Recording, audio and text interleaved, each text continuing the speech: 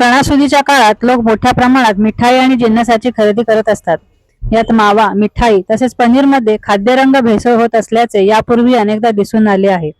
या पार्श्वभूमीवर राज्यातील नागरिकांना सकस व निर्भेळ अन्न पदार्थ उपलब्ध करून देण्यासाठी रायगड अन्न व औषध प्रशासनातर्फे सण महाराष्ट्राचा संकल्प अन्न सुरक्षिततेचा या अभियानाअंतर्गत सणासुदीच्या काळात विशेष तपासणी अभियान राबविण्यात येत आहे.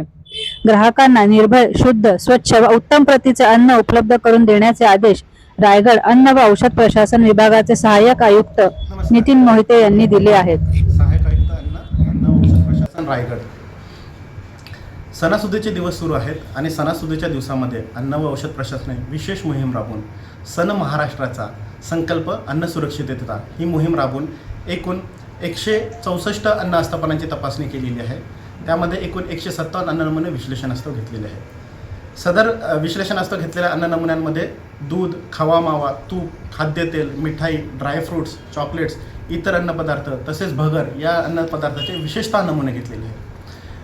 सणासुदीच्या कालावधीमध्ये सर्व ग्राहकांनी तसेच अन्न व्यावसायिकांनी कोणती काळजी घ्यावी याकरिता 5 ठिकाणी विशेष बैठका घेऊन अन्न व्यावसायिकांना मार्गदर्शनसुद्धा करण्यात आलेले आहे.